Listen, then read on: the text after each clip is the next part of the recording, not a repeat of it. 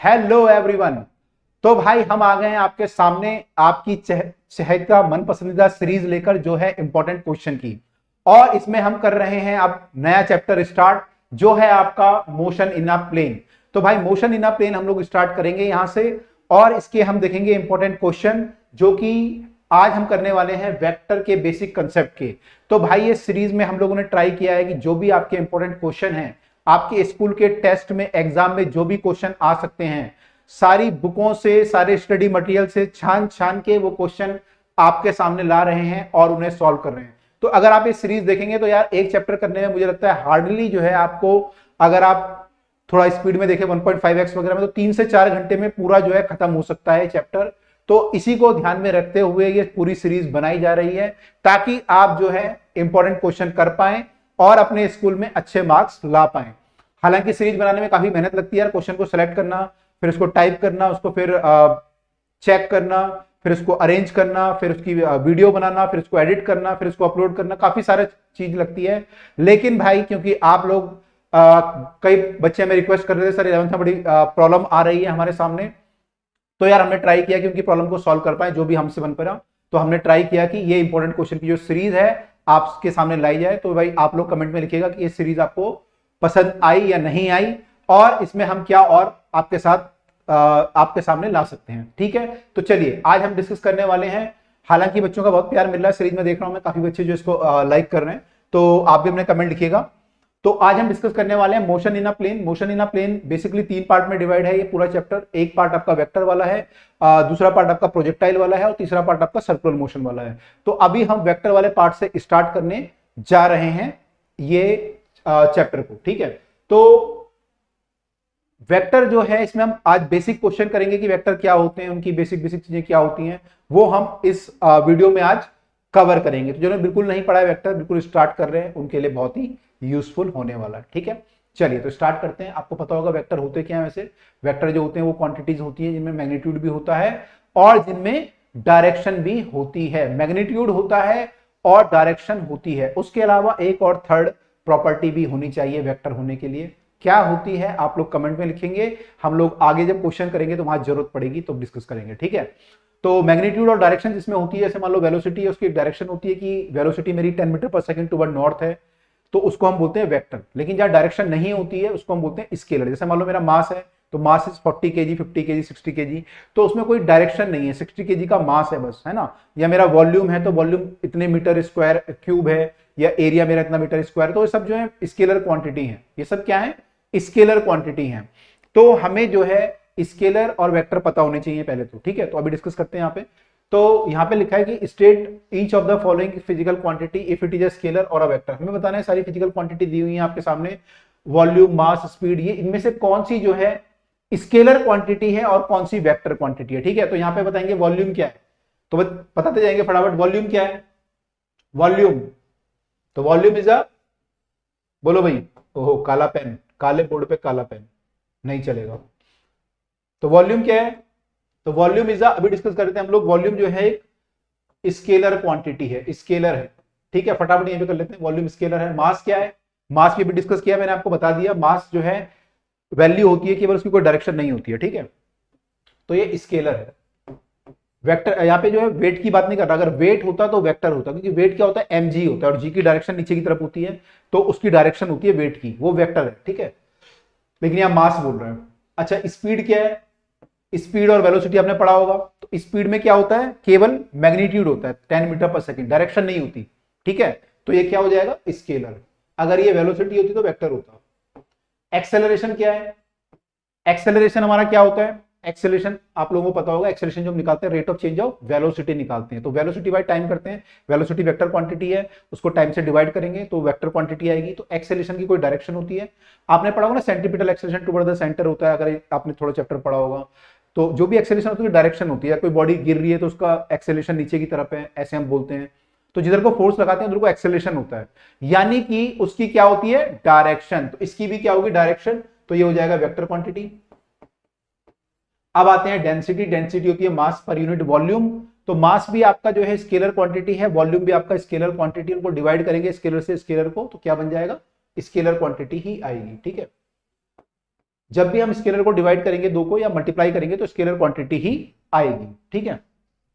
Number of mole 5 मोल 7 मोल 10 मोल ऐसे लिखते हैं, तो एक नंबर है, तो ये भी क्या है, स्केलर क्वांटिटी, ठीक है। ये ऐसे हो गया ना आपका स्केलर वेक्टर स्केलर वेक्टर, जैसे हम गेम खेलते हैं ना, चिड़िया उड़ी, कबूतर उड़ा, कौवा उड़ा, भैंस उड़ी, फिर वो पड़ता है, तो ऐसे हो रहा है यहाँ पे कि volume scalar, mass scalar, speed scalar, acceleration scalar, but acceleration is a vector, तो ऐसे चल रहा है यहाँ पे भी, ठीक है। चलो वेलोसिटी क्या है जल्दी बताओ, नहीं तो पट पड़ेगा, वेक्टर है, ठीक है। वी से वेलोसिटी, वी से वेक्टर, रट्टा मार लो मजाक कर रहा हूं भाई, तो इजी है, वेलोसिटी की डायरेक्शन होती है, तो वेलोसिटी जो है हमारी वेक्टर क्वांटिटी होती है। अब आते हैं एंगुलर फ्रीक्वेंसी, ये थोड़ा सा कंफ्यूजिंग है। एंगुलर फ्रीक्वेंसी जो होती है क्या होती है, देखो एंगुलर वेलोसिटी आपकी ओमेगा पढ़ोगे वो होती है 2 पाई बाय टाइम पीरियड, ठीक है। तो जब कोई पार्टिकल सर्कल में घूमता है तो उसकी एक एंगुलर वेलोसिटी होती है, और उसकी डायरेक्शन हम लोग निकालते हैं। मान लो सर्कल में ऐसा घूम रहा है ना, ऐसे करके घूम रहा है, मतलब ऐसे करके घूम रहा है, ठीक है। तो इसकी डायरेक्शन निकालने के right hand thumb rule use करते हैं। तो अगर वो ऐसे घूम रहा है मतलब ये एंटी क्लॉकवाइज हुआ, अगर घड़ी से उल्टा, जो घड़ी घूमती है हमारी उससे उल्टा है ये, तो जो ओमेगा की डायरेक्शन आएगी वो ऊपर की तरफ आएगी, ठीक है। और अगर वो ऐसे घूम रहा होता क्लॉकवाइज, तो अपनी उंगलियों को आपको क्लॉकवाइज अगर करना हो तो एंटी क्लॉकवाइज है, क्लॉकवाइज करने के लिए आपको ऐसे रखना पड़ेगा, तो आपका थंब नीचे की तरफ आएगा क्लॉकवाइज करने के लिए, तो ओमेगा की डायरेक्शन भी नीचे की तरफ आ जाएगी इस केस में। जो ओमेगा होगा किधर को होगा, नीचे की तरफ हो जाएगा, ठीक है। तो ये जो है ये एक्चुअली एंगुलर वेलोसिटी है ओमेगा, ठीक है, एंगुलर वेलोसिटी है ओमेगा। अब जो एंगुलर फ्रीक्वेंसी होती है उसका भी फॉर्मूला यही होता है, उसका भी फॉर्मूला क्या होता है, यही होता है, लेकिन इसका जो मैग्नीट्यूड होता है एक्चुअली, जो ओमेगा का मैग्नीट्यूड होता है एंगुलर वेलोसिटी का, उसी को हम एंगुलर फ्रीक्वेंसी बोलते हैं। तो दोनों में डिफरेंस क्या है, ओमेगा जो होता है एंगुलर वेलोसिटी, उसकी डायरेक्शन होती है, ठीक है, ऐसे डायरेक्शन आप देते हो या तो ऊपर की तरफ या नीचे की तरफ, लेकिन एंगुलर फ्रीक्वेंसी की कोई डायरेक्शन नहीं होती है, केवल वैल्यू होती है, ठीक है। तो यहाँ पे केवल वैल्यू होगी, तो ये आपका एंगल है, ठीक है, रेडियन में एंगल होता है आपका, और ये टाइम है तो रेडियन पर सेकंड में आपका आ जाएगा, तो केवल वैल्यू होगी यहाँ पे, ठीक है। तो इसको हम बोलेंगे क्या क्वांटिटी हो जाएगी बताओ, स्केलर या वेक्टर, तो ये आपकी हो जाएगी स्केलर। तो एंगुलर फ्रीक्वेंसी स्केलर क्वांटिटी, ठीक है। तो ये थोड़ा कंफ्यूजिंग था, कई बच्चों को पता नहीं होता, कई बार गलत हो जाता है, ठीक है। डिस्प्लेसमेंट, डिस्प्लेसमेंट क्या होगा, अगर पार्टिकल एक जगह से दूसरी जगह पे गया, उसका जो डिस्प्लेसमेंट हुआ, तो हम वेक्टर से डिनोट करते हैं कि पार्टिकल एक पॉइंट से बी पॉइंट तक जाता है तो डिस्प्लेसमेंट को वेक्टर से दिखाते हैं, हमने डिस्टेंस और डिस्प्लेसमेंट पढ़ा होगा। तो डिस्प्लेसमेंट जो होता है वेक्टर क्वांटिटी होती है, आप लोगों को पता होगा, जो डिफरेंस हम लिखते हैं स्केलर और वेक्टर में, तो डिस्प्लेसमेंट जो है वेक्टर क्वांटिटी होती है, ठीक है। जब हम डिस्प्लेसमेंट और डिस्टेंस में डिस्टेंस लिखते हैं, डिफरेंस लिखते हैं, तो हम लिखते हैं कि distance is a scalar quantity, displacement is a vector quantity, ठीक है। अब आते हैं अगले पॉइंट पे, अगला पॉइंट है हमारा एंगुलर वेलोसिटी। तो एंगुलर वेलोसिटी आपको बता चुका हूं मैं, वेक्टर क्वांटिटी होती है, ठीक है, वेक्टर, वेक्टर होती है, वेक्टर। तो देख लीजिए यहाँ पे, volume, mass, speed, density, number of mole, angular frequency सब स्केलर में गया, acceleration, velocity, displacement, angular velocity जो है वेक्टर में गया, नहीं गया तो पट, है ना। तो भाई ऐसे करना, ठीक है। तो सब लोग एक बार दोबारा प्रैक्टिस करेंगे, और कई सारी चीजें ऐसी हैं जो आप धीरे धीरे पढ़ोगे अभी, है ना, कई सारे क्वेश्चन में ऐसी चीजें आ जाएंगी जो आपने पढ़ी नहीं है, आगे जाके आप पढ़ोगे, तो अभी याद कर लो कि ऐसा ऐसा होता है जो आपको अभी पता नहीं है। चलिए आगे आते हैं। अब दोबारा आपको जो है स्केलर क्वांटिटी यहाँ पे बतानी है, यहाँ पे लिखा हुआ है, इसने हिंट दे दिया कि दो स्केलर क्वांटिटी है, जो क्वांटिटी दी हुई है वहां से force, angular momentum, work, current, इन सब में दो जो है स्केलर क्वांटिटी है, बाकी सब वेक्टर है। तो आपको बताना है कौन सी स्केलर है, कौन सी दो स्केलर है। तो स्टार्ट करते हैं, पहले आते हैं फोर्स पे। फोर्स जो हम लगाते हैं क्या उसकी डायरेक्शन होती है, बिल्कुल होती है। अगर हम फोर्स लगाएंगे डायरेक्शन हो गया भाई, आप किस चीज पे फोर्स लगाओगे तो आगे धक्का मारोगे या पीछे खींचोगे तो डायरेक्शन होगी नहीं होगी। तो ये कौन सी क्वांटिटी है, वेक्टर क्वांटिटी है, तो ये तो नहीं है स्केलर, हमें स्केलर चाहिए। फिर आते हैं एंगुलर मोमेंटम, ये आपने पढ़ा नहीं होगा भी एंगुलर मोमेंटम। एंगुलर मोमेंटम जो होता है वो लीनियर मोमेंटम का भाई होता है, ये मान लीजिए आप। तो लीनियर मोमेंटम में डायरेक्शन होती है m इंटू वी, तो एंगुलर मोमेंटम में भी एक वेक्टर क्रॉस प्रोडक्ट का यूज करते हैं, वहां पे आपकी डायरेक्शन आ जाएगी। तो एंगुलर मोमेंटम भी जो है हमारा वेक्टर क्वांटिटी है, एक्चुअली ऐसे लिखते हैं आर क्रॉस पी, ठीक है। तो क्रॉस प्रोडक्ट जहां भी आएगा, अभी हम क्रॉस प्रोडक्ट पढ़ेंगे आगे वेक्टर में, तो क्रॉस प्रोडक्ट जहां भी आएगा वो वेक्टर होगा। जब हम दो वेक्टर को मल्टीप्लाई करते हैं क्रॉस प्रोडक्ट, तो क्या आता है वेक्टर। देखो वेक्टर में दो तरह के प्रोडक्ट होते हैं, क्रॉस और डॉट। जब हम डॉट प्रोडक्ट लेंगे तो वहां पे स्केलर क्वांटिटी आएगी। जैसे हम अभी देखो आगे आएगा आपको, जैसे मान लो ये वर्क, तो वर्क क्या होता है आपने पढ़ा होगा, वर्क होता है एफ डॉट एस या D S, force into displacement का डॉट प्रोडक्ट होता है। तो ये जो क्वांटिटी आएगी ये स्केलर आएगी। जब भी हम डॉट प्रोडक्ट लेते हैं उसकी वैल्यू आती है केवल, वो स्केलर होता है। लेकिन जब हम क्रॉस प्रोडक्ट लेते हैं तो वेक्टर होता है। ठीक है, तो ये फर्क है दोनों में, क्रॉस प्रोडक्ट में और डॉट प्रोडक्ट में। ठीक है, तो ये वेक्टर होता है, स्केलर होता है। तो यहाँ पे एंगुलर मोमेंटम की बात कर रहा था, तो एंगुलर मोमेंटम जो होता है वो आर इंटू पी होता है। आर क्या होता है, पी क्या होता है, वो एक बड़ी कहानी है, बाद में हम डिस्कस करेंगे। लेकिन ये एंगुलर, ये मोमेंटम है और ये डिस्टेंस है, ये मान लो बस, है ना। किससे डिस्टेंस है वो बाद में डिस्कस करेंगे। डिस्टेंस इंटू मोमेंटम करेंगे, वेक्टर क्वांटिटी आएगी। तो ये जो है angular momentum is a vector quantity, work आपका स्केलर क्वांटिटी है। करंट, अब देखो यहाँ पे वो आ गया जो आपसे पूछ सकते हैं कि वेक्टर को जो है होने के लिए तीसरी कंडीशन क्या है। तो करंट अगर हम डिस्कस करें तो करंट जो होता है, आपने पढ़ा था 2 एम्पियर, तो उसकी डायरेक्शन भी होती है और मैग्नीट्यूड भी होता है। अब बताओ करंट स्केलर है या वेक्टर है? बच्चे कहेंगे सर कुछ तो है, आपने क्योंकि यहाँ पे रुके ना, आपने गोला लगाया तो कुछ तो गड़बड़ है। तो मैग्नीट्यूड भी है, डायरेक्शन भी है, लेकिन फिर भी ये स्केलर क्वांटिटी है। स्केलर क्यों स्केलर है? तो वेक्टर में तीन चीजें होना जरूरी होता है, मैग्नीट्यूड, डायरेक्शन और तीसरा जो है वेक्टर लॉ ऑफ एडिशन को फॉलो करना जरूरी होता है। वेक्टर लॉ ऑफ एडिशन का मतलब होता है कि जब वेक्टर को जोड़ते हैं उसके कुछ लॉ होते हैं, उसके अकॉर्डिंग ये ऐड होना चाहिए। जैसे मान लो मैं फोर्स ऐड करूं, जैसे मान लीजिए कि ये फोर्स है और ये फोर्स है, इसके बीच का एंगल 60 डिग्री है। आपने 2 न्यूटन का फोर्स लगाया, 2 न्यूटन का फोर्स लगाया, एंगल इज 60 डिग्री। तो वैल्यू कितनी आएगी नेट फोर्स की? अगर मैं नेट वैल्यू निकालूं तो क्या आएगा? ठीक है, तो इस केस में वैल्यू निकलती है एक तो, और एक मान लो कि मैंने दोनों फोर्स के बीच का एंगल चेंज कर दिया, मैंने दोनों फोर्स का एंगल मान लो 0 डिग्री कर दिया सपोज। ठीक है, तो 2 न्यूटन 2 न्यूटन। अब क्या आएगा? आपको लगता है कि दोनों वैल्यू सेम आएंगी? क्या आपको लगता है दोनों वैल्यू सेम आएंगी? मान लो इसको मैं सेम एग्जांपल से लूं कि मैं कोई कुएं में बाल्टी है उसको रस्सी से खींच रहा हूं, तो दो आदमी, एक यहां से खींच रहा है, यहां से खींच रहा है, दोनों के बीच का एंगल 60 डिग्री है। एक केस तो ये है, और दूसरे केस में दोनों जो है ऐसे ऊपर खींच रहे हैं, है ना, दोनों जो है ऊपर की तरफ खींच रहे हैं, एंगल 0 डिग्री है दोनों रस्सी के बीच में। तो क्या दोनों केस में फोर्स की जो वैल्यू आएगी नेट वो सेम आएगी? नहीं आएगी, आप आगे पढ़ेंगे, नहीं आएगी।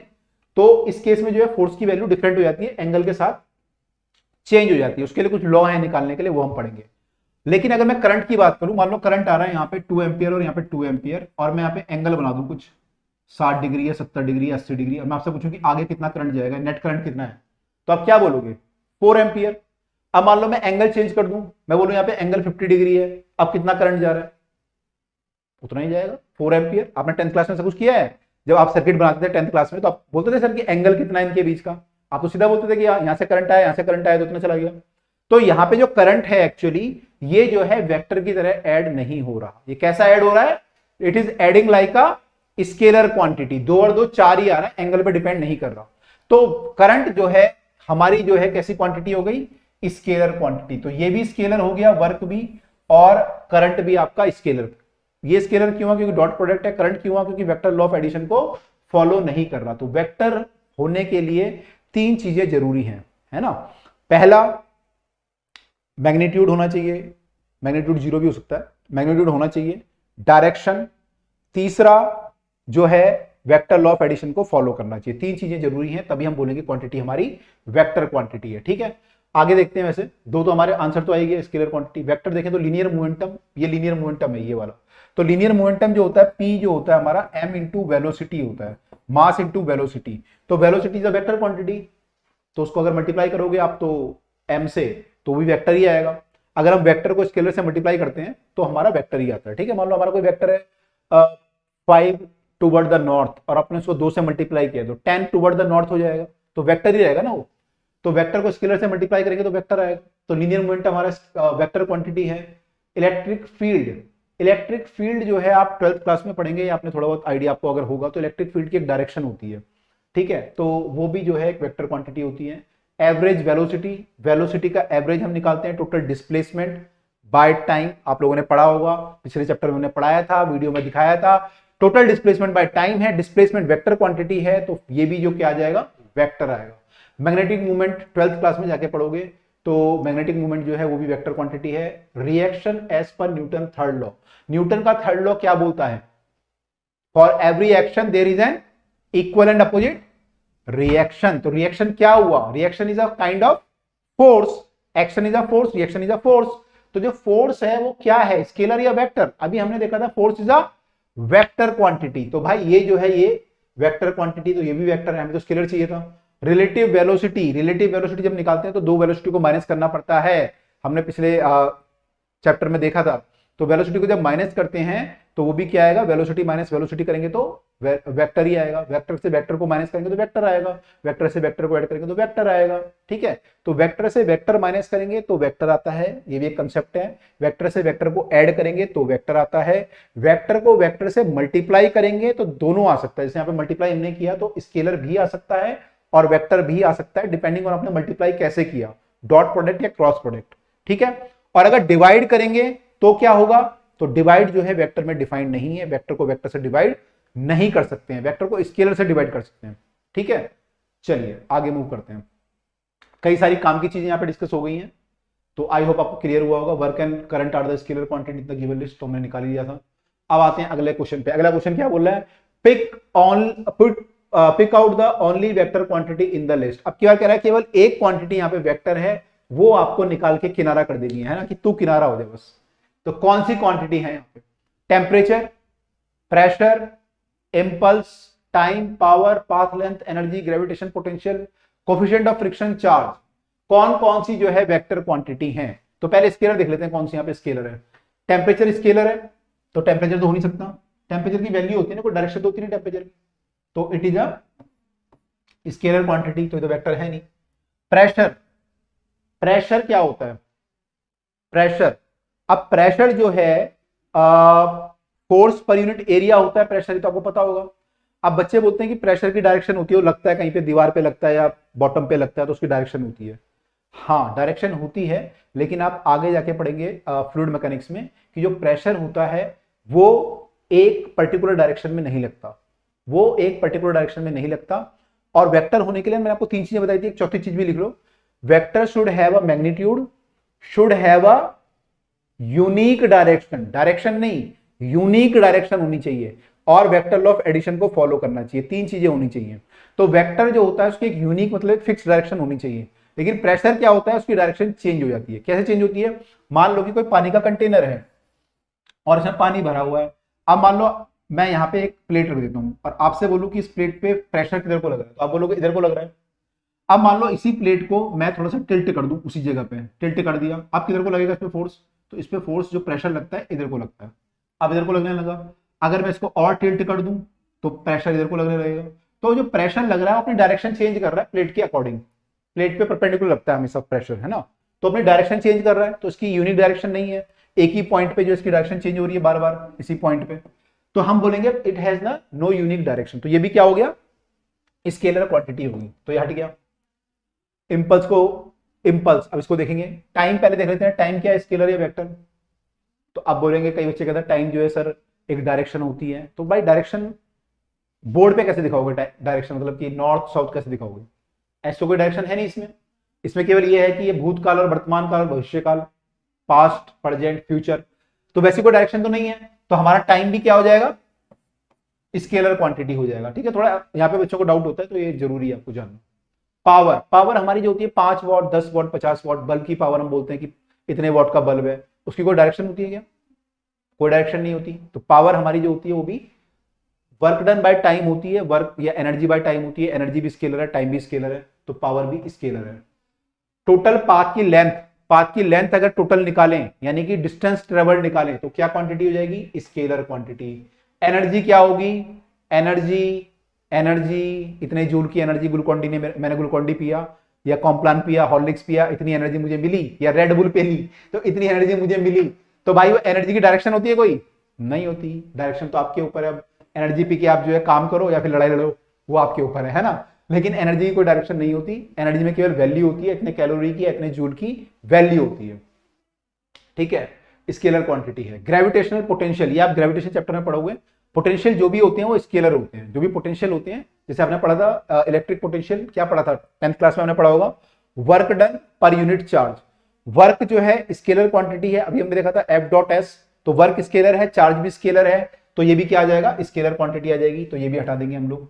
ग्रेविटेशन पोटेंशियल वैसे होता है, work done per unit mass होता है। ठीक है, तो ये भी जो है आपका ये आ जाएगा। Coefficient of friction, coefficient of friction क्या होता है कि जो फ्रिक्शन फोर्स होता है वो जो है उसका रिलेशन होता है नॉर्मल रिएक्शन से। नॉर्मल रिएक्शन अब आप पढ़ोगे आगे जाके कि कोई बॉडी अगर आपने रखी हुई है तो वो, जैसे मान लो आपने कोई मेज के ऊपर किताब रखी हुई है, तो इसको प्रेस करेगी किताब मेज को नीचे की तरफ, तो मेज इसको ऊपर की तरफ को प्रेस करेगा, है ना। कौन सा लॉ है न्यूटन का बताओ ये, कि अगर किताब मेज को नीचे की तरफ प्रेस कर रही है तो मेज उसको ऊपर की तरफ प्रेस कर रहा है। कौन सा लॉ है, अभी हमने देखा था, third law, for every action there is an equal and opposite reaction. Opposite reaction है, ठीक है।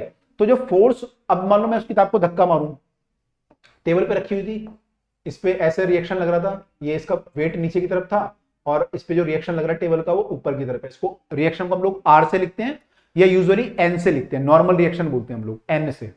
तो इसको मान लो नॉर्मल रिएक्शन लग रहा है, तो जो इस पे मान लो मैं धक्का लगाया मैंने बिल्कुल, तो जब मैं धक्का लगाऊंगा तो फ्रिक्शन फोर्स भी यहाँ पे काम करेगा। टेबल जो है अगर स्मूथ है तो बुक भाग जाएगी, लेकिन मान लो स्मूथ नहीं है तो फ्रिक्शन फोर्स लगेगा, घर्षण बल जिसे बोलते हैं हम लोग। तो जो फोर्स लगता है फ्रिक्शन का फोर्स, वो जो फ्रिक्शन फोर्स आता है उसको स्मॉल एफ से लिखते हैं। ये फ्रिक्शन फोर्स जो होता है ना, ये प्रोपोर्शनल टू नॉर्मल रिएक्शन के होता है। मतलब जितनी ज्यादा नॉर्मल रिएक्शन होगी उतना ज्यादा फ्रिक्शन यहाँ पे लग सकता है। यानी अगर भारी वस्तु होगी उसको मूव करना डिफिकल्ट होगा और हल्की वस्तु को मूव करना या हल्के ऑब्जेक्ट को मूव करना इजी होगा, क्योंकि वहां पे क्या होगा, आर की वैल्यू कम होगी, क्योंकि एम जी कम होगा तो आर भी कम होगा हल्के वाले का, तो फ्रिक्शन फोर्स भी कम होगा। ठीक है, तो यहाँ पे जब ये साइन हटाते हैं तो कांस्टेंट आता है जिसको हम बोलते हैं कोफिशिएंट ऑफ फ्रिक्शन। इसको हम बोलते हैं कोफिशिएंट ऑफ फ्रिक्शन। तो उसकी वैल्यू होती है और ये डिपेंड करता है कि आपका टेबल कैसा है, बुक कैसी है। मान लो टेबल बहुत स्मूथ है तो वैल्यू 0 भी हो सकती है, थोड़ा कम स्मूथ है तो 0.1 होगी, और ज्यादा खुरदुरा है तो 0.2, 0.3, 0.4। तो उसकी वैल्यू ऐसे वेरी करती है। म्यू की वैल्यू क्या होती है, ऐसे वेरी करती है, तो उसको बोलते हैं कोफिशिएंट ऑफ फ्रिक्शन। तो ये जो है स्केलर क्वांटिटी होती है, मैंने आपको बता दिया, तो आपको याद रखना भी। तो वेक्टर तो नहीं है, स्केलर है। चार्ज, चार्ज तो हमने पढ़ाई हुआ 10th क्लास में, 1 कूलम 2 कूलम, उसकी कोई डायरेक्शन होती है क्या, नहीं होती, वैल्यू होती है। तो ये भी आपकी जो है वेक्टर क्वांटिटी नहीं है, स्केलर क्वांटिटी है। अब बचा केवल आपके पास इंपल्स, तो यही होगा, है ना। आप कहोगे सर इंपल्स क्या होता है, तो इंपल्स जो होता है आप लोग आगे पढ़ोगे, फोर्स इनटू टाइम होता है, फोर्स इनटू टाइम। ठीक है, तो it is the actually change in momentum भी बोलते हैं इसको, हम आगे जाके आप देखोगे फोर्स इनटू टाइम करेंगे तो चेंज इन मोमेंटम आएगा, यानी कि फाइनल मोमेंटम, फाइनल मोमेंटम यानी velocity, mass into velocity final, ये फाइनल मोमेंटम हुआ, मास इनटू वेलोसिटी फाइनल जो भी होगी, माइनस इनिशियल मोमेंटम करेंगे। अब मोमेंटम से जब मोमेंटम माइनस करेंगे, तो मैंने आपको बोला वेक्टर से वेक्टर को माइनस करेंगे तो क्या है, वेक्टर ही आएगा, वेक्टर से ऐड करेंगे तो तब भी वेक्टर आएगा। तो ये क्या होगा आपका, कैसी क्वांटिटी हो जाएगी, this is your vector quantity. तो ये वेक्टर क्वांटिटी हो जाएगी। ठीक है, तो impulse is a vector quantity, बाकी सब आपकी स्केलर क्वांटिटी है। ठीक है, तो यहां से आपको थोड़ा और कंसेप्ट क्लियर हुआ होगा, क्या वेक्टर होता है, क्या स्केलर होता है, बाकी चीजें क्या होती है। तो मैंने यहाँ पे एक्चुअली यहाँ पे देखो काफी सारी चीजें आपके आगे, आपको लग रहा है बड़ा टफ चैप्टर है, बड़ी मैंने टफ चीजें हैं, हमें समझ में नहीं आ रही। तो देखो ये चीजें जो है ना, मैं अक्सर बच्चों को बोला करता हूँ, आपका जो यूनिट डायमेंशन वाला चैप्टर है और जो यहाँ पे जैसी चीजें आ रही हैं, तो ये आपके ना पूरे 11th क्लास को 12th क्लास को कवर कर रही है।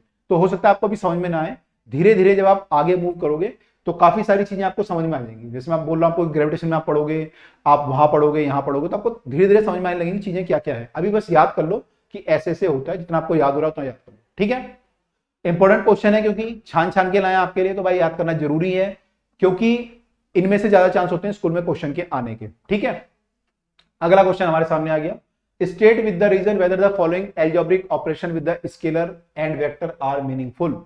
अगर हम ये ऑपरेशन करें, इनमें से कौन कौन से ऑपरेशन जो है मीनिंगफुल है, जिनका मीनिंग होता है, और कौन से ऑपरेशन बिल्कुल बकवास हैं, ये हमें बताना। ठीक है, तो बताओ भाई, एडिंग एनी टू स्केलर, क्या हम किसी भी दो स्केलर को ऐड कर सकते हैं, यस या नो, कमेंट में लिख के बताना। फर्स्ट का आंसर यस या नो, क्या सोचा था आप लोगों ने, बहुत सारी चीज सोच रहे हैं हाँ स्केलर को ऐड कर सकते हैं, तो ऐसा नहीं है, एनी टू लिखा है।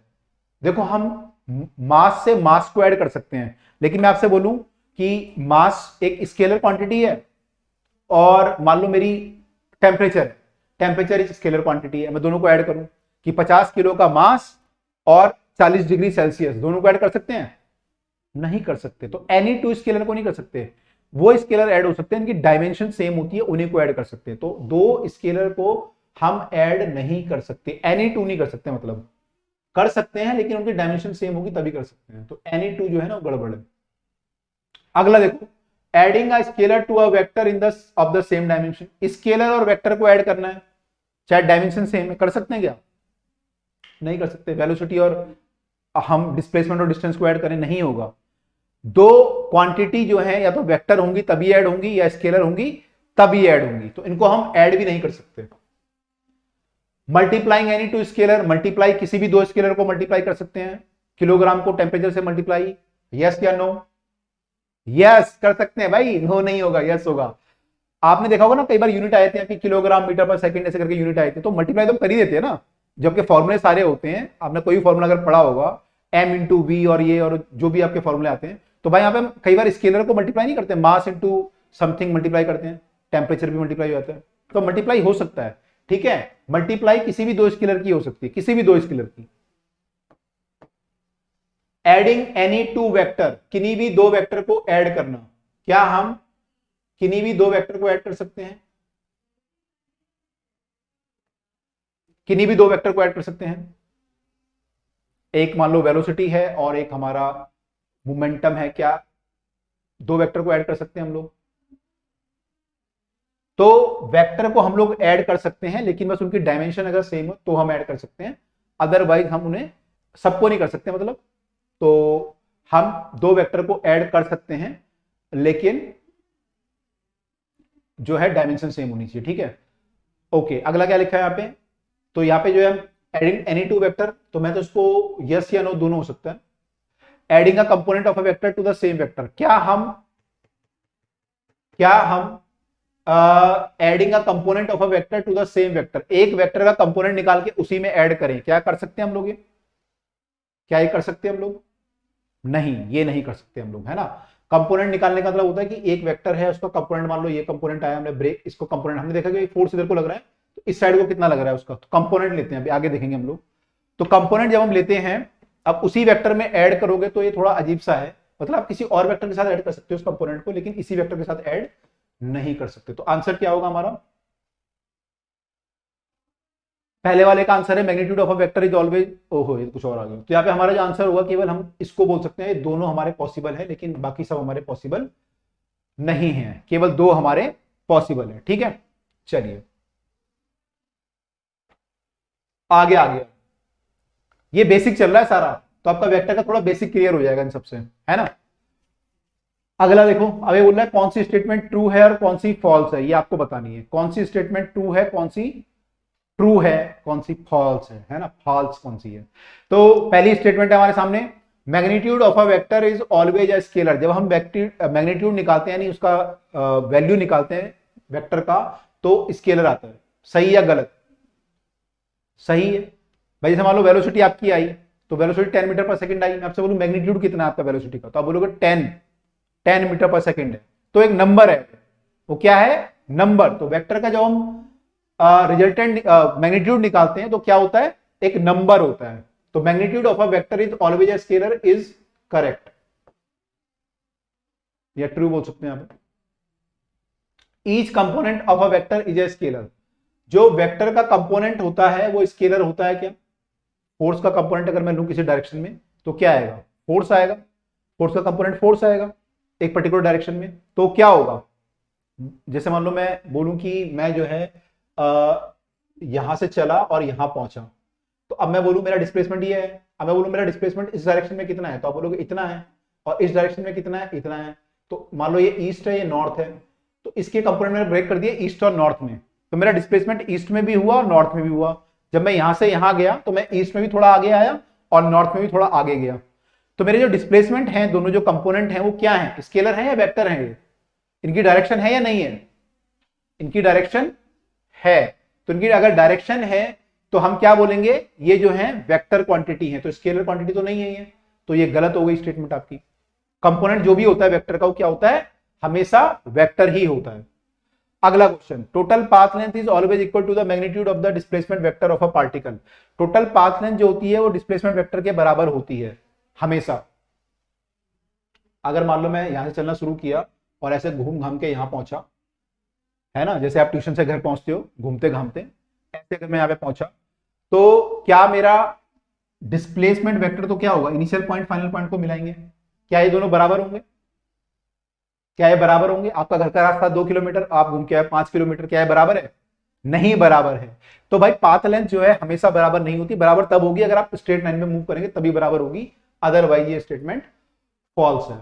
ठीक है, अगला क्या लिखा है? Average speed of a particle. Average speed क्या होती है? Total path divide by time taken. Total path आपने जो कवर किया और कितने टाइम में आपने कवर किया, वो जो होगी ग्रेटर होगी या फिर बराबर होगी एवरेज वेलोसिटी से in the same time interval. तो अगर मैं यहाँ पे वो निकालू, मान लो एवरेज स्पीड, तो एवरेज स्पीड क्या आएगी? टोटल पाथ लेंथ मान लो 5 किलोमीटर डिवाइड बाय टाइम, आपने 1 घंटा लगाया तो आपकी स्पीड क्या आई? 5 किलोमीटर पर घंटा आई। अब मैं वेलोसिटी अगर निकालूं तो आपका ट्यूशन तो 2 किलोमीटर दूर था, तो वेलोसिटी क्या होती है? डिस्प्लेसमेंट बाय टाइम, तो 2 किलोमीटर बाय 1 आवर, तो स्पीड वेलोसिटी क्या आएगी? 2 किलोमीटर पर आवर। तो एवरेज वेलोसिटी जो आपकी आई यहां पे वो होती है डिस्प्लेसमेंट बाय टाइम, और एवरेज स्पीड क्या होती है? Distance by time. तो डिस्टेंस तो कौन बड़ा होता है? यूजुअली यूजुअली आपका डिस्टेंस बड़ा होता है। डिस्टेंस क्या होता है? टोटल पाथ लेंथ जो होती है वो होता है डिस्टेंस, तो यूजुअली क्या होता है? बड़ा होता है डिस्प्लेसमेंट से। तो आपकी एवरेज स्पीड क्या आएगी फिर? वो भी बड़ी आएगी क्योंकि total displacement sorry total distance by time है। तो एवरेज स्पीड जो है यूजुअली ज्यादा आती है, एवरेज वेलोसिटी जो है यूजुअली कम आती है, क्योंकि आपका डिस्टेंस यूजुअली ज्यादा होता है, डिस्प्लेसमेंट यूजुअली कम होता है। दोनों बराबर हो सकते हैं क्या? हाँ हो सकते हैं। अगर आप सीधा सीधा ट्यूशन से घर आओ तो डिस्प्लेसमेंट और डिस्टेंस बराबर होंगे। ठीक है, आपका अगर स्ट्रेट लाइन पे आपका घर है और ट्यूशन आपका स्ट्रेट रोड पे है तो आपका क्या होगा? डिस्प्लेसमेंट और डिस्टेंस क्या होंगे? दोनों बराबर होंगे। ठीक है, तो बराबर हो सकते हैं। तो यहां पे क्या लिखा था? Average speed of a particle is either greater. Average speed जो है या तो बड़ी होगी या बराबर होगी, तो बिल्कुल सही लिखा हुआ है। या तो बड़ी होगी, आपकी ज्यादा आएगी स्पीड, या फिर आपकी जो है बराबर आएगी। ठीक है, अगला क्या लिखा हुआ है? 3 vector not lying in a plane can never add up to give a null vector. 3 vector अगर प्लेन में नहीं लाई कर रहे तो नल वेक्टर नहीं कर सकते, मतलब जीरो वेक्टर नहीं आ सकता उसका आंसर। देखो जीरो आंसर कब आता है? जीरो आंसर तब आता है जब 3 वेक्टर जो है एक प्लेन पे लाई करें। ठीक है, जैसे मान लीजिए ये एक वेक्टर है, आप यहां से यहां गए पहले, फिर यहां से यहां गए और फिर यहां से यहां गए, तो आप अपनी जगह पे घूम के वापस आ गए, तो नेट रिजल्टेंट क्या हुआ? 0। लेकिन मान लो मैं यहां से यहां गया, फिर यहां से यहां गया, उसके बाद में थोड़ा सा ऊपर कुछ मैंने यहाँ पे सीढ़ी थी या कुछ और चीज थी, तो मैं थोड़ा सा ऊपर को चला गया और यहां पे आ गया, तो अब मेरा क्या डिस्प्लेसमेंट 0 है? नहीं, मैं इस पॉइंट पे तो हूं लेकिन इसके थोड़ा ऊपर खड़ा हूं, मैं ना ऊपर की तरफ खड़ा हूं, है ना, कहीं क्लिक पे खड़ा हूं या कहीं और खड़ा हूं, तो मेरा डिस्प्लेसमेंट 0 नहीं हुआ। क्यों नहीं हुआ? क्योंकि ये 2 वेक्टर तो इस प्लेन में है लेकिन तीसरा वेक्टर मेरा प्लेन के बाहर है। तो जब भी आपको 0 डिस्प्लेसमेंट करना है, आपको घूम के अपनी जगह पे आना है, तो तीनों वेक्टर क्या होने चाहिए? एक ही प्लेन में होने चाहिए। यानी कि तभी आपका रिजल्टेंट 0 आ सकता है 3 वेक्टर का, जब वो सेम प्लेन में हो, याद रखना है। ठीक है, तो यहां पे क्या लिखा था हमारा? यहां पे लिखा था कि 3 vector not lying in a plane can never add up to give the null vector, तो ट्रू है। अगर वो सेम प्लेन में नहीं है तो 0 नहीं हो सकता। ठीक है, चलिए आंसर देख लें। तो ये ट्रू है। मैग्नीट्यूड इज हमने जो देखा था पहला कि उसका रिजल्टेंट सॉरी वेक्टर का जो मैग्नीट्यूड आता है वो एक स्केलर होता है, सही है। इसमें ये था कंपोनेंट जो है वेक्टर का वेक्टर होगा, तो ये फॉल्स हो गई थी। और इसमें लिखा हुआ है कि true only if particle moves around the straight line same direction, otherwise false. Third क्या था हमारा? थर्ड था हमारा कि अगर हमारा total path length is always equal to the magnitude of the displacement, तो ये तभी सही हो सकता है जब दोनों जो है पार्टिकल आपका स्ट्रेट लाइन में मूव करे, तभी सही हो सकता है, अदरवाइज फॉल्स है। डी स्टेटमेंट क्या है आपकी? ट्रू है, क्योंकि आपकी पाथ लेंथ हमेशा बड़ी होती है तो आपकी एवरेज स्पीड क्या होती है? हमेशा ज्यादा आती है। और ई वाला क्या है? ट्रू है, क्योंकि जो है 3 वेक्टर अगर ट्राइंगल की साइड नहीं बना सकते, एक ट्राइंगल को नहीं कंप्लीट कर सकते, तो वेक्टर क्या होंगे? वो वेक्टर जो है आपके 0 सम नहीं दे सकेंगे। ठीक है, चलिए तो अगले क्वेश्चन में मूव करते हैं। चलिए तो क्वेश्चन करते हैं। ये क्वेश्चन बोल रहा है कि a vector has a magnitude and direction, does it have a location in the space. आपको पता है वेक्टर में एक मैग्नीट्यूड होता है और एक डायरेक्शन होती है, तो ये पूछ रहा है क्या उसमें लोकेशन भी होती है? क्या फिक्स होता है लोकेशन की ये लोकेशन इसकी होगी, या आप वेक्टर को मूव भी कर सकते हैं? तो मैं आपको बता दूं, जो आप वेक्टर पढ़ रहे हैं यूजुअली 12th क्लास में, 11th क्लास में सॉरी, वो वेक्टर यूजुअली जो है सारे आपके फिक्स नहीं होते, उनकी आप लोकेशन चेंज कर सकते हो। मतलब अगर कोई वेक्टर ऐसे बना रखा है तो आप उसको उसके पैरेलल में शिफ्ट करके ऐसे भी कर सकते हो या ऐसे भी कर सकते हो। ठीक है, तो वेक्टर की जो लोकेशन होती है वो फिक्स नहीं होती, तो इसको हम बोलते हैं कि ये एक इसकी जगह फिक्स नहीं है, इसका लोकेलिटी फिक्स नहीं है। हम बोलते हैं किस लोकेलिटी में आप आते हो, कहां पे आप रहते हो, तो इसका ये फिक्स नहीं है, तो हम क्या बोलते हैं, नॉन लोकलाइज वेक्टर। तो हम जो पढ़ रहे हैं यहाँ पे नॉन लोकलाइज वेक्टर पढ़ रहे हैं, और ज्यादातर वेक्टर हमारे नॉन लोकलाइज हैं यहाँ पे। तो इनकी जो है डायरेक्शन, डायरेक्शन तो फिक्स होती है, लेकिन इनकी जगह फिक्स नहीं होती कि कहां पे होगा। केवल जैसे हम कुछ वेक्टर पढ़ते हैं जो लोकलाइज है, जैसे मान लो डिस्प्लेसमेंट वेक्टर है, तो या पोजीशन वेक्टर, मान लो ये एक पॉइंट है, तो इसका पोजीशन वेक्टर आप ओरिजिन से बनाओगे तो ऐसे बनेगा, तो ये फिक्स है, इसको आप चेंज नहीं कर सकते। आप ये नहीं बोल सकते पोजीशन वेक्टर मेरा ये है, ये नहीं बोल सकते।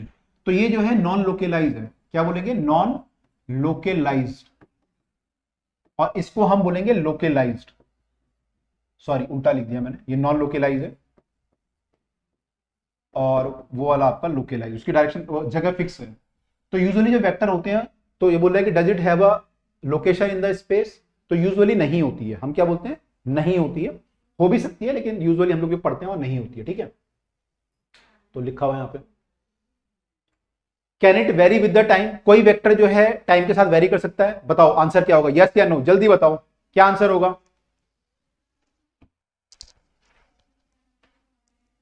क्या आंसर होगा। कोई वेक्टर सोचो भाई, मान लो मेरा वेलोसिटी वेक्टर है, तो क्या टाइम के साथ चेंज नहीं कर सकता, कर सकता है। अगर मेरी बॉडी एक्सेलरेट हो रही है तो मेरी वेलोसिटी चेंज हो सकती है, तो it can very with the time, yes it can very, बिल्कुल कर सकता है, ठीक है। ओके, तो ये कर सकता है। आगे मूव करते हैं, does all the physical quantities having magnitude and direction be a vector, क्या सारी फिजिकल क्वांटिटी जिनमें मैग्नीट्यूड है और डायरेक्शन है वो वेक्टर होनी चाहिए, बताइए। पीछे हमने क्वेश्चन में किया है ऑलरेडी, क्या वो होती है सारी फिजिकल क्वांटिटी जिनमें मैग्नीट्यूड भी हो डायरेक्शन भी, उनको वेक्टर बोलेंगे। नो, अभी मैंने आपको बताया था, प्रेशर, करंट, इनमें मैग्नीट्यूड भी है डायरेक्शन भी है, लेकिन फिर भी ये स्केलर क्वांटिटी हैं। तो वेक्टर होने के लिए they should have the magnitude, they should have the fixed direction या unique direction, and they should follow the, क्या फॉलो करना चाहिए, कौन से law, vector law of addition को फॉलो करना चाहिए भाई, ठीक है। चलिए, what do you understand by a scalar, तो स्केलर और वेक्टर का मतलब क्या है। तो स्केलर, यार स्केलर आपको पता है, those physical quantity which has only magnitude, उसको बोलेंगे स्केलर, जिनमें केवल क्या होता है, मैग्नीट्यूड। पूरी डेफिनेशन क्या होगी, those physical quantity which has only magnitude but no direction are known as scalar quantities, ठीक है। और वेक्टर क्या होगा, those physical quantity which has magnitude and direction,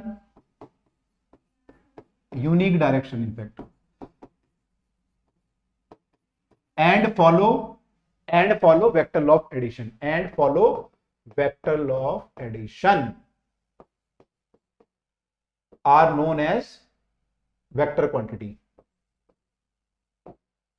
तो ये तीनों चीजें उसमें लिखना जरूरी है, ठीक है, तभी डेफिनेशन आपकी कंप्लीट मानी जाएगी, ठीक है। ये स्केलर और वेक्टर में बेसिक डिफरेंस है, ठीक है। What do you understand by a position vector and displacement vector, example के साथ बताइए कि में क्या फर्क है, डिस्टिंग्विश करिए। अभी मैंने बात की थी पोजीशन वेक्टर का मतलब होता है कि कोई पार्टिकल मान लो यहाँ पे है, तो इसकी पोजीशन हम ओरिजिन के रिस्पेक्ट में बोलेंगे यहाँ पे है जी, ये है ना, मान लो 20 किलोमीटर है ओरिजिन से टुवर्ड द नॉर्थ, इतने डिग्री नॉर्थ और ईस्ट, जो हम ऐसे लिखते हैं ना, तो ये इसकी पोजीशन हो गई, ठीक है। अच्छा, अब मान लो पार्टिकल यहां से चल के यहां पहुंचा, तो अब पोजीशन ये हो गई इसकी, क्या हो गई, पोजीशन ये हो गई, तो पोजीशन वेक्टर ये हो गया। अब डिस्प्लेसमेंट क्या हुआ इसका, ये डिस्प्लेसमेंट हुआ यहां से यहां तक, ये पार्टिकल यहां से स्टार्ट हुआ यहां पे पहुंचा, तो this is the displacement vector, और this is the position vector, ये पोजीशन वेक्टर है न्यू, ये न्यू वाला है 2 है, और ये पोजीशन वेक्टर 1 है, पहले वो यहां पे था अब यहां पे, तो ये पोजीशन वेक्टर होता है, और जो मूव करता है उसको क्या बोलते हैं, डिस्प्लेसमेंट वेक्टर, ठीक है। तो ये डिफरेंस है दोनों में। When do we say two vectors are orthogonal? Orthogonal का मतलब क्या होता है, मैथ्स में भी टर्म कई बार आती है आप लोगों की, ऑर्थोगोनल क्या होता है। ऑर्थोगोनल का मतलब दो वेक्टर अगर ऑर्थोगोनल है मतलब वो क्या है, क्या है आपस में, सेम है, पैरेलल है, क्या है, they are perpendicular to each other. अगर वो परपेंडिकुलर है उसको बोलते हैं ऑर्थोगोनल, ठीक है। ऑर्थोगोनल का मतलब होता है परपेंडिकुलर होना, ठीक है। तो अगर दो वेक्टर परपेंडिकुलर है उसको बोलते हैं ऑर्थोगोनल। परपेंडिकुलर कैसे पता लगाते हैं, ये आप आगे देखोगे, डॉट प्रोडक्ट जब निकालते हैं दो वेक्टर का, तो डॉट प्रोडक्ट अगर 0 आ रहा है तो वेक्टर जो है आपस में परपेंडिकुलर होते हैं। इसका मतलब क्या होता है कि अगर ये 0 आ रहा है, this implies that those vector are perpendicular to each other. ठीक है, आई होप क्लियर हो गया होगा। चलिए, what are coinitial and collinear vector क्या होते हैं? को इनिशियल क्या होते हैं, को लीनियर क्या होते हैं? को इनिशियल का मतलब होता है कि दो वेक्टर अगर एक ही जगह से स्टार्ट कर रहे हैं, ये एक वेक्टर है और ये बी वेक्टर, दोनों का सेम इनिशियल पॉइंट है। इनिशियल क्या होता है? Starting point. अगर दोनों का स्टार्टिंग पॉइंट सेम है, दोनों की टेल जो है सेम जगह से स्टार्ट हो रही है, तो हम क्या बोलेंगे? को इनिशियल वेक्टर। क्या बोलेंगे इनको? को इनिशियल। को लीनियर का मतलब क्या होता है? को लीनियर मतलब क्या होता है? लीनियर मतलब लाइन में, तो कोलिनियर मतलब सेम लाइन में होने चाहिए दो वेक्टर। अगर दो वेक्टर सेम लाइन में हैं तो हम क्या बोलेंगे? दोनों वेक्टर क्या हैं? कोलिनियर। ठीक है, लेकिन अभी हमने पढ़ा था कि जो वेक्टर हम पढ़ रहे हैं वो नॉन लोकेलाइज है, मतलब आप उसको ऊपर नीचे मूव कर सकते हो। तो अगर ये दोनों वेक्टर मान लो पैरेलल भी होते, ऐसे बी वेक्टर यहां पे भी होता, तब भी हम इसे ऐसे मूव कर सकते थे। यानी हम ए और बी को क्या बोलेंगे? कि ये कोलिनियर ही है। ठीक है, तो यानी अगर ए और बी सेम लाइन पे है या ए और बी पैरेलल है, तो दोनों केस में हम क्या बोलेंगे? Vectors are collinear. हम तब भी हम क्या बोलेंगे? कि वेक्टर हमारे कोलिनियर हैं।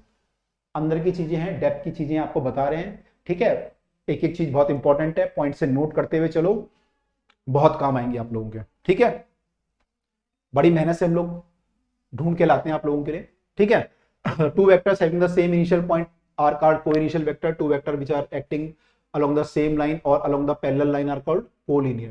ठीक है, तो इनको हम बोलते हैं कोलिनियर वेक्टर। तो यहां पे भाई हमने थोड़ा थोड़ा बेसिक जो है वेक्टर का देख लिया। अब हम अगली वीडियो में इसकी जो न्यूमेरिकल पार्ट है वहां से स्टार्ट करेंगे और देखेंगे कैसे कैसे हम वेक्टर को डील करते हैं, कैसे कैसे वेक्टर को हम लोग प्लस करते हैं, माइनस करते हैं, वो सब अगली वीडियो में देखेंगे। तो भाई अगली वीडियो देखने के लिए जो है आई बटन पे आप लोग जा सकते हैं, या फिर जो हमारी प्लेलिस्ट है वहां पे आप जाके चेक कर सकते हैं बाकी वीडियो को। तो चलिए मिलते हैं आपसे अगली वीडियो में और नए टॉपिक के साथ। तो भाई ये इंपॉर्टेंट टॉपिक है आपके लिए चल रहे हैं, बहुत मेहनत से हम लोगों लेके आए हैं। तो इस वीडियो को लाइक और शेयर जरूर करिएगा और आपने कमेंट भी लिखिएगा कि क्या और चीज हम इसमें ऐड कर सकते हैं। चलिए तो मिलते हैं आपसे अगली वीडियो में, तब तक भाई पढ़ते रहो और आगे बढ़ते रहो। चलिए बाय ऑल ऑफ यू।